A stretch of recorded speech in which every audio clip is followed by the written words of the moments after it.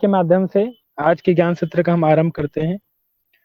ओम भूर्भुवः स्वः तत्सवितुर्वरेण्यं भर्गो देवस्य धीमहि धियो यो नः प्रचोदयात्। आज का हमारा विषय है चित्त विक्षेप। आज हम चर्चा करेंगे योग अंतराय की, जिसे योग अंतराय भी कहते हैं। चित्त विक्षेपकों को ही योग अंतराय कहते हैं। जो चित्त को विक्षिप्त करके उसे एकाग्रता से च्युत कर देते हैं, उन्हें योगांतराय अथवा योग विघ्न कहते हैं। जैसा कि कहा गया है, योगस्य अंत मध्ये आयांतिते अंतरायः। जो योग के मध्य में आते हैं उसे योग अंतराय कहते हैं। मतलब जब आप योग साधना कर रहे हैं और योग साधना करते हुए अनेक प्रकार के जो विघ्न आ रही हैं, जो अनेक प्रकार की बाधाएं आ रही हैं, उसे हम योग अंतराय कहते हैं। योग के मध्य, योग साधना के मध्य आने वाले विघ्न या अंतराय। इस प्रकार महर्षि पतंजलि ने 9 प्रकार के विघ्न बताए हैं। जो आप जब योग साधना करते हैं तो 9 प्रकार के ऐसे विघ्न आते हैं जिससे आपको बचना चाहिए और आपकी साधना को बढ़ाना चाहिए। तो ये 9 प्रकार के विघ्न कौन कौन से हैं, जिसे चित्त विक्षेप नाम दिया गया है, उसकी हम चर्चा करने जा रहे हैं। व्याधिस्त्यान संशय प्रमादालस्य भ्रांति दर्शन अलब्ध भूमिकत्व अनवस्थित्वानि चित्त विक्षेपास्ते अंतरायाः। महर्षि पतंजलि कह रहे हैं, व्याधि, स्त्यान, संशय, प्रमाद, आलस्य, अविरति, भ्रांति दर्शन, अलब्ध भूमिकत्व, अनवस्थितत्व, ये चित्त के 9 विक्षेप हैं। ये 9 प्रकार के विघ्न हैं जो चित्त को एकाग्र अवस्था से हटा देते हैं। ठीक है। अब व्याधि किसे कहेंगे, तो एक एक की अब चर्चा कर रहे हैं विस्तृत रूप से। अब कह रहे हैं सबसे पहले व्याधि क्या है, तो कहा धातु रस करण कहा धातु वैषम्य, रस वैषम्य और करण वैषम्य से उत्पन्न ज्वराधिक व्याधि कहलाते हैं। अब धातु वैषम्य क्या है, इसके विषय में हम समझते हैं। तो कह रहे हैं जैसे धातु कितनी होती है, तो सप्त धातवः, 7 प्रकार की धातु होती है। रस, रक्त, मांस, मेद, अस्थि, मज्जा और शुक्र। इनमें जो मात्रा का कम हो जाना या अधिक हो जाना, ये क्या कहलाएगा, धातु वैषम्य कहलाएगा। अब कह रहे हैं रस वैषम्य क्या है, तो जैसा कि आप सभी जानते हैं 6 प्रकार के रस होते हैं। मधुर, अम्ल, लवण, कटु, तिक्त, कषाय। तो खाए हुए अन्न का और पिए हुए जल का जब अच्छी प्रकार से परिपाक नहीं होता है, जब वह अच्छी प्रकार से पचता नहीं है, तो वह क्या कहलाएगा, रस वैषम्य कहलाएगा। रस का वैषम्य हो जाना, रस में असंतुलन हो जाना, विषमता आ जाना। ठीक है। अब तीसरा है करण वैषम्य। करण वैषम्य क्या है, तो इसके विषय में कह रहे हैं ज्ञानेन्द्रियों और कर्मेंद्रियों की शक्ति का मंद हो जाना, उसे करण वैषम्य कहते हैं। करण मतलब साधन, ज्ञान के अर्जन के लिए जो साधन है वो ज्ञानेन्द्रिय, जिसके माध्यम से आप कर्म करेंगे उसके लिए जो साधन है वो कर्मेंद्रिय। तो ये जब ये दोनों साधन जो है मंद हो जाते हैं, शिथिल हो जाते हैं, निष्क्रिय हो जाते हैं, तो इसे क्या कहेंगे, करण वैषम्य कहते हैं। और शारीरिक रोग यही व्याधि कहलाते हैं। यही 3 प्रकार के जो है धातु रसकरण, इनकी जब विषमता हो जाती है, इन तीनों में जब असंतुलन हो जाता है, तो यही व्याधि कहलाते हैं। इसलिए कह रहे हैं धातु रसकरण, इन तीनों के वैषम्य को ये शरीर से समाधि का अभ्यास संभव नहीं है, इसलिए ये है समाधि प्राप्त कराने के लिए ये एक व्याधि विघ्न है। अब दूसरा क्या है, दूसरा कह रहे हैं स्त्यान। स्त्यान क्या है, तो कह रहे हैं स्त्यानम अकर्मण्यता चित्तस्य। चित्त की अकर्मण्यता, चित्त की कार्य न करने की जो इच्छा है वो क्या है, स्त्यान है। इसलिए कह रहे हैं समाधि का अभ्यास करने की इच्छा चित्त में है, लेकिन कामादि जो दोष है ये चित्त को दुर्बल बना देते हैं। इच्छा होने पर भी वो योग की दिशा में उन्मुख नहीं हो पाता। अनेक प्रकार के यहाँ उदाहरण देंगे, जैसे पत्नी का मोह है, पुत्र की आसक्ति है, जीविकोपार्जन व्यापार इतना फैला रखा है कि व्यक्ति प्रभु के प्रति ध्यान दे नहीं पा रहा है। तो पत्नी का मोह, पुत्र की आसक्ति, जीविकोपार्जन के व्यापार जो है, इसके कारण मनुष्य की जो प्रवृत्ति है, उसका जो चित्त है, प्रभु उन्मुख उन्मुख हो ही नहीं पाता, समाधि उन्मुख हो ही नहीं पाता, वहां से इधर उधर भाग रहा है। तो यही कह रहे हैं, इसलिए चित्त की अकर्मण्यता, चित्त का वहां से भागना, ये क्या है, एक प्रकार का अंतराय है। उनसे उलझा हुआ चित्त अकर्मणता का अनुभव करता है। अकर्मणता जो है समाधि में अंतराय है। समाधि प्राप्ति में अकर्मणता, जो चित्त की अकर्मण्यता है, ये भी अंतराय है, एक प्रकार का समाधि प्राप्ति में बाधक है, विघ्न है। अब तीसरा हम चर्चा करेंगे संशय। संशय किसे कहते हैं? तो कह रहे हैं उभय कोटि स्पृग विज्ञानम संशय। दो प्रकार का ज्ञान जो है संशय कहलाता है। जैसे उदाहरण के लिए, मैं योग साधना कर सकूंगा कि नहीं, करने पर योग सिद्ध होगा या नहीं, दो प्रकार का ज्ञान हो गया भाई। एक तो आप योग साधना करेंगे कि नहीं, दूसरा यदि करेंगे तो लाभ मिलेगा कि नहीं, संशय हो रहा है ना। तो ये जो है, इस प्रकार का संशय आपके समाधि में बाधक है। इन दो कोटियों का विषय कराने वाला ज्ञान संशय कहलाता है। तो यह भी समाधि का क्या है? अंतराय है, विघ्न है भाई। यदि आप संशय में रहेंगे, आप लोग अभी नेट JRF की तैयारी कर रहे हैं योग विषय से, और आप संशय में रहेंगे कि मैं ये पढ़ूंगा तो परीक्षा में पास होऊंगा कि नहीं, संशय में रहेंगे तो कहाँ आपको सफलता मिलेगी? सफलता उसको मिलती है जिसका निश्चयात्मक बुद्धि है, जिसका निश्चयात्मक ज्ञान है, की प्रबलता है, जिसके अंदर दृढ़ संकल्प शक्ति है, उसी को सफलता मिलती है। और यदि आपके अंदर संकल्प शक्ति ही नहीं है, पहले आप विकल्प में जी रहे हैं, तो कैसे आपको सिद्धि होगी कार्य की? इसलिए तो कहा अपने संकल्प सिद्धि को बढ़ाइए, अपने संकल्प शक्ति को बढ़ाइए। यदि आपको सफलता प्राप्त करनी है तो अपने मन को शिव संकल्प वाला बनाइए। इसलिए तो वेदों में कहा है तन्मे मनः शिव संकल्पमस्तु। ऐसा जो मेरा मन है वो कैसा हो? शिव संकल्प वाला हो, दृढ़ शक्ति वाला हो, दृढ़ इच्छा वाला हो, तभी जो आप कार्य करेंगे उसकी पूर्ण सिद्धि आपको होगी। और यदि आपका मन शिव संकल्प वाला नहीं हुआ तो कोई कार्य की सिद्धि आपको नहीं होगी। आप तो पहले ही डर जाएंगे, मैदान छोड़ के भाग जाएंगे, तो कार्य की सिद्धि कैसे होगी? अब चौथा प्रमाद। प्रमाद के विषय में कह रहे हैं समाधि साधना नाम अभावनम। कहा प्रमाद क्या है? तो कह रहे हैं समाधि के साधनों में उत्साह पूर्वक प्रवृत्ति का न होना या अनुष्ठान न करना प्रमाद है। प्रमाद जो है आपका मन से संबंधित है। जब आपका मन प्रमादी हो गया, कार्य करने की उसकी इच्छा नहीं है, तो ये प्रमाद के अंतर्गत आ जाता है।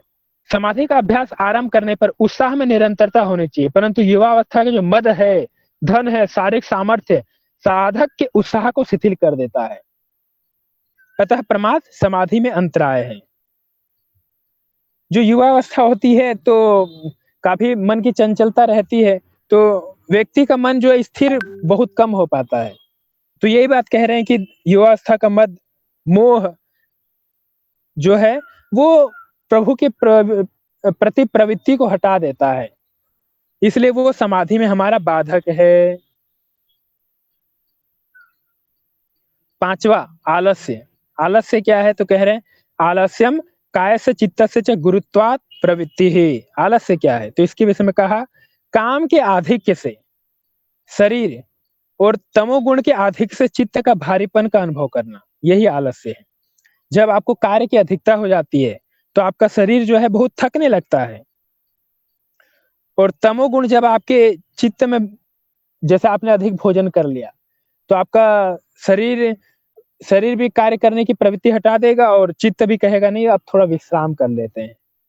तो ये चित्त में भारीपन हो गया, दूसरा काम के आधिक्य से शरीर में भारीपन हो गया, तो यही आलस्य है। यही बात बता रहे हैं, शरीर और चित्त के भारीपन होने से आलस्य के समाधि के अभ्यासों में प्रवृत्ति नहीं होती, इसी का नाम आलस्य है। जब आपका शरीर और चित्त दोनों भारीपन को प्राप्त हो जाएंगे तब फिर कार्य करना नहीं चाहेंगे, और जो ये कार्य न करने की जो प्रवृत्ति है ये क्या है? आलस्य है। और यही आलस्य समाधि में आपका बाधक है, विघ्न है। प्रमाद जो है प्रायः अविवेक से उत्पन्न होता है, परंतु आलस्य गरिष्ठ भोजन से और शरीर और चित्त के भारीपन से होता है, इसलिए आलस्य भी योग में अंतराय है।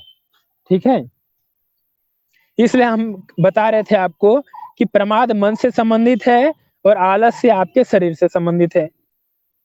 जब मन प्रमादी होता है और शरीर आलस्य करता है, ये दो अंतर आपको समझने पड़ेंगे। अविरति।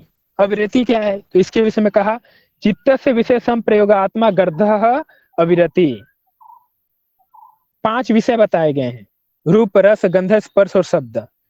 इन 5 विषयों में इच्छा होना अविरति है। अविरति मतलब वैराग्य का अभाव।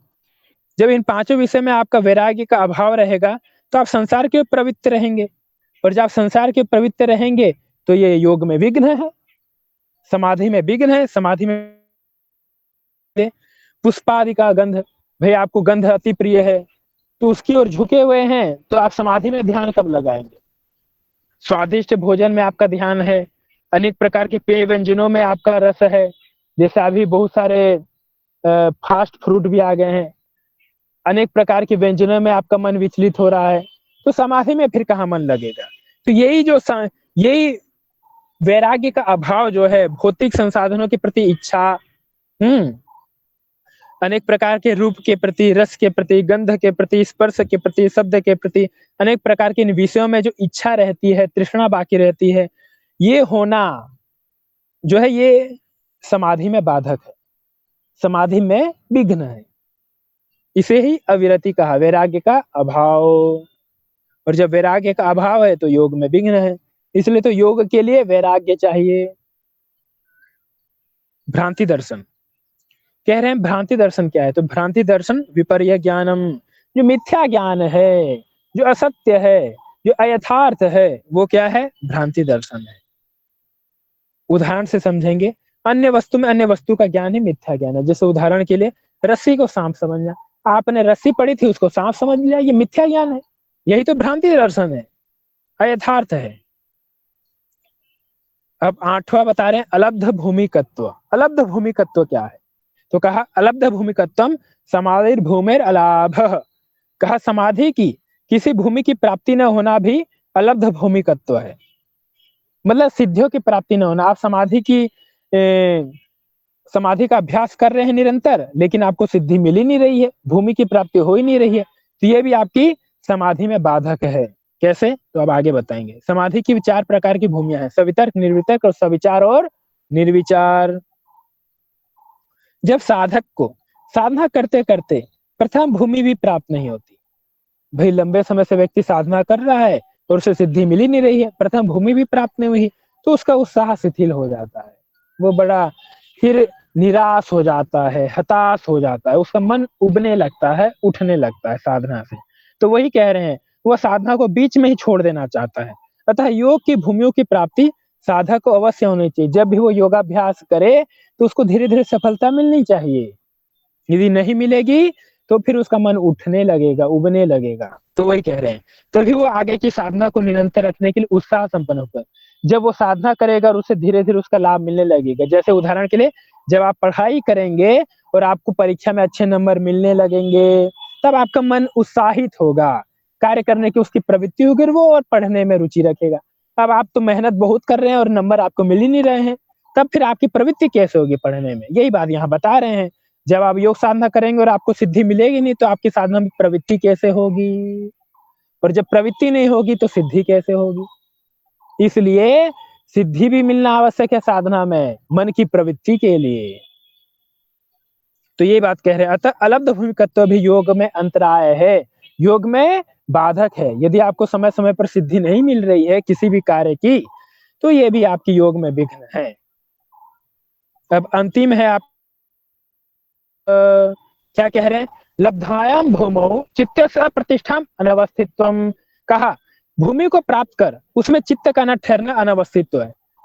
अच्छा चलो, कुछ समय के लिए तो आपको सिद्धि मिल गई, लेकिन फिर वो निरंतर नहीं है एक जगह। फिर सिद्धि मिली, फिर वो चली गई, मिली फिर चली गई। यदि वो चित्त में स्थायित्व तो नहीं है उसका सिद्धि का, तब भी वो योग साधना में बाधक है। इसलिए कह रहे हैं भूमि की प्राप्ति हो जाने पर भी उसमें चित्त का न ठहरना, यदि उसमें चित्त नहीं ठहर रहा है तब भी वो योग साधना में बाधक है। जैसे उदाहरण से समझा रहे हैं कि धनार्थी धन के पास तक तो पहुंच जाए किंतु उसे प्राप्त न कर पाए, तो तब भी फिर उसे योग साधना करने का क्या लाभ मिला? सपोज उदाहरण के लिए, यदि आप लंबे समय से पढ़ रहे हैं और जब आपको उस ज्ञान की आवश्यकता है, उस ज्ञान को आप प्रकट नहीं कर पा रहे हैं, तो आपका पढ़ना व्यर्थ है। उदाहरण के लिए आपने योग सूत्र पूरा याद कर लिया और जब आपको इंटरव्यू में वहां पूछा जाए, अतः बताइए तस्यवाचक प्रणव, इसका अर्थ क्या है, और आप समय पर अपने ज्ञान को उपस्थित ही नहीं कर पा रहे हैं, बता ही नहीं पा रहे हैं, तो आपका इतना पढ़ना व्यर्थ रहा। तो यही बात यहाँ बता रहे हैं कि जब जिस चीज की आवश्यकता है आप उसका प्रयोग नहीं कर पा रहे हैं, तो फिर उसका महत्व ही क्या है? कि भूमि की प्राप्ति हो गई, लेकिन बार बार वो चित्त जो है वहां स्थिर नहीं हुआ, इधर उधर भाग रहा है, वही अनवस्थित्व है।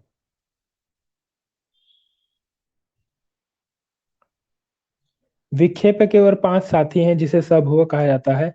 दुख दोर्मनस्य अंगमय जयत्व श्वास प्रश्वास विक्षेप सबहुआ। दुख दोर्मनस्य अंगमय जयत्व श्वास और प्रश्वास, ये भी विक्षेपों के साथ उनके और 5 साथी हैं। दुख क्या है? तो कह रहे हैं ये ना भेदा प्राणी तदुपघाता प्रयतन्ते तद दुखम, जिससे पीड़ित होकर व्यक्ति उससे निवृत्ति चाहता है, वो दुख है। दुख 3 प्रकार के होते हैं, आधि भौतिक, आधि दैविक और आध्यात्मिक दुख। आध्यात्मिक दुख 2 प्रकार का होता है, शारीरिक और मानसिक। शारीरिक क्या है? तो कहा शरीर से होने वाला जो दुख है वो शारीरिक दुख है, जैसे ज्वर, अतिसार आदि। मन से होने वाला दुख मानसिक दुख है, जैसे क्रोध, लोभ, काम आदि। आदि भौतिक दुख, किसी प्राणी के माध्यम से जो दुख प्राप्त होता है वह दुख आदि भौतिक दुख है। उदाहरण जैसे सिंह के माध्यम से, सर्प के माध्यम से, व्याघ्र के माध्यम से, बिच्छू, मच्छर आदि के माध्यम से जो दुख प्राप्त होगा वो आधि भौतिक दुख कहलाएगा। अब आधि दैविक दुख, किसी देव के अधिकार से जो दुख प्राप्त होता है वो आधि दैविक दुख। जैसे उदाहरण के लिए जब अतिवृष्टि हो जाती है, बहुत बरसात हो गई, तो किसानों को तो दुख प्राप्त होता ही है, उनकी फसल बर्बाद होती है। तो अनावृष्टि बारिश ना हो तब अलग दुख है। वज्रपात हो गया, ग्रह पीड़ा आदि सताने लगे किसी व्यक्ति को, कि किसी व्यक्ति को कोई देवता भी रुष्ट हो जाए, देवियां रुष्ट हो जाए, गुरु रुष्ट हो जाए, तब भी ये वो सबसे जो दुख होगा वो आधि दैविक दुख होगा। वैसे गुरु रुष्ट का तो आपके आधि भौतिक में आ जाएगा, प्राणी के। और बाकी देवी देवताओं के रुष्ट होने पर जो होता है ये आधि दैविक दुख के अंतर्गत आएगा। ठीक है, कोई देवियां, कोई देवता आदि रुष्ट हो जाए, ये सब जो है उसके माध्यम से जो दुख होगा वो आधि दैविक। तो ये आपके 3 प्रकार के दुख हो गए। मतलब दुख का अर्थ क्या हुआ? जिससे व्यक्ति पीड़ित हो रहा है और उसे निवृत्ति चाह रहा है, तो वो दुख है। किसी भी चीज से आप इस संसार में निवृत्ति चाह रहे हैं पीड़ित होकर के, तो वो दुख है जिससे आप निवृत्ति चाहते हैं। अब दूसरा है दोर्मनस्य। दोर्मनस्य क्या है? तो कह रहे हैं इच्छा व्याघातात चेतसः क्षोभ दोर्मनस्य। जब आपकी इच्छा की पूर्ति नहीं होती है, और इच्छा की पूर्ति न होने पर मन में किसी प्रकार का क्षोभ, मतलब दुख होता है मन में किसी प्रकार का, मतलब एक प्रकार का जिसको आप कह सकते हैं कि चित्त की स्थिरता नहीं हो पाती। वहां किसी प्रकार की कोई इच्छा थी, वो पूर्ति नहीं हुई, तो चित्त में जो क्षोभ हो गया, मतलब एक खालीपन सा लगा, वो क्या है? दोर्मनस्य है। और ये दोर्मनस्य भी विक्षेप का साथी होने से समाधि में विघ्न है। ठीक है, क्योंकि भाई इच्छा की पूर्ति न हुई, और इच्छा की पूर्ति न हुई तो आप एकाग्रता कैसे प्राप्त कर पाएंगे? एकाग्रता प्राप्त कर ही नहीं पाएंगे, क्योंकि जो इच्छा की पूर्ति नहीं हुई है, आपका मन वहीं घूम रहा है, वहीं चक्कर लगा रहा है लंबे समय से, कि कैसे मैं उस इच्छा की पूर्ति करूं, कैसे इच्छा की पूर्ति करूं। तो जब तक आप इच्छा की पूर्ति नहीं कर लेंगे, आप अपने मन को एकाग्र नहीं कर सकते। तो ये बात कह रहे हैं, इसलिए दोर्मनस्य जो है समाधि में बाधक है, योग का विघ्न है। अंगमय जयत्व, कह रहे हैं यत अंगानि एजयति कंपयति तद अंगमय जयत्वम। जो शरीर के अंगों को कंपित करता है वह अंगमय जयत्व है।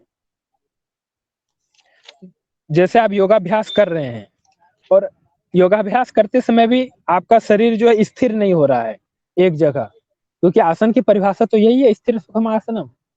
और उसमें भी आपका अंग कांप रहा है, कंपित हो रहा है, तो ये भी समाधि में बाधक है। इसके लिए अंगमय जयत्व के विषय में कहा है कि शरीर को मतलब जो ये अंगमय जयत्व है, ये बताता है कि आपका शरीर दुर्बल है। जैसे एक उदाहरण के लिए, यदि आपकी कुंडली जागृत हो जाएगी, सपोज उदाहरण के लिए, और यदि आप उस ऊर्जा को अपने अंदर अवशोषित नहीं कर सकते हैं, तो फिर कैसे आप सिद्धि तक पहुंचेंगे? जो आपका लक्ष्य है उसको कैसे प्राप्त करेंगे? और अंगमय जय तो ये बता रहा है कि आप आपके अंदर उस ऊर्जा को सहन करने की शक्ति ही नहीं है। शरीर कांप रहा है, अभी कांप रहा है, आप आसनों का अभ्यास करें तब भी शरीर कांप रहा है, कोई भी कार्य कर रहे हैं शरीर कांप रहा है, तो फिर कैसे कोई कार्य संपन्न होगा? तो इसलिए अंगमय जैत भी आपका समाधि में बाधक है। योग में योग साधकों के लिए अंगमय जैत भी एक बाधक है। उसके बाद आता है श्वास। कहा प्राणो यद बाह्यम वायुम आचामति स श्वास। श्वास क्या है? तो कहा वह प्राण जो बाह्य वायु का नासिकाग्र के द्वारा आचमन अंदर करता है वह श्वास है। जब आप श्वास को अंदर लेते हैं, ग्रहण करते हैं, वो श्वास है। भीतर की ओर जाने वाला प्राणवायु श्वास है। यह प्राण क्रिया यदि निरंतर चलती रहे, कुछ समय के लिए भी न रुके, तो चित्त समाहित नहीं हो सकता। अतः यह समाधि का अंतराय है। श्वास क्यों समाधि का बाधक है? तो कहा आप श्वास निरंतर ले रहे हैं, श्वास निरंतर ले रहे हैं, तो आप चित्त को वहां एकाग्र नहीं कर पाएंगे। चित्त एकाग्र कब होता है? तो कहा चले वाते चलम चित्तम निश्चले निश्चलम भवेत योगी स्थाणुतम अपनोति ततो वायु निरोध है। चले वाते चलम चित्तम, वायु के चलायमान होने पर चित्त चलायमान होते हैं। निश्चले निश्चलम भवेत, और जैसे ही वायु निश्चल हो गई चित्त भी निश्चल हो गया, और जब निश्चल हो गया तभी योगी स्थाणुत्वम आपनोति, योगी स्थिरता को प्राप्त कर लेता है। इसलिए वायु का निरोध करना चाहिए।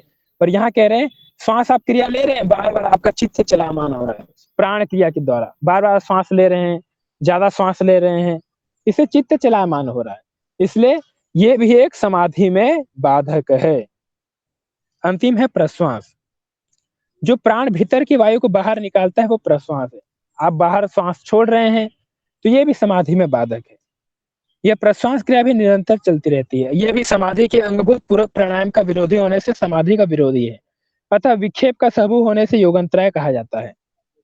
आप बार बार श्वास को छोड़ रहे हैं, आवश्यकता नहीं तब भी श्वास का छोड़ना आपका निरंतर बना हुआ है, तो ये भी आपका समाधि में बाधक है। क्योंकि आप बार बार श्वास लेंगे, बार बार श्वास छोड़ेंगे, तो आप अपने मन को, चित्त को एकाग्र नहीं कर पाएंगे। आपके मन में, चित्त में चलचलता बनी रहेगी। इसलिए तो कुंभक का अभ्यास किया जाता है। उस कुंभक के अभ्यास में यही किया जाता है कि श्वास को, प्रश्वास को कितना रोक सकते हैं अंदर ही अंदर, प्राण को आप कितना देर तक अंदर रोक के रख सकते हैं, यही तो अभ्यास किया जाता है कुंभक में। तभी आप चित्त को एकाग्र कर पाएंगे। तो इसलिए ये श्वास और प्रश्वास भी, ज्यादा श्वास लेना और ज्यादा श्वास छोड़ना, ये भी समाधि में बाधक है।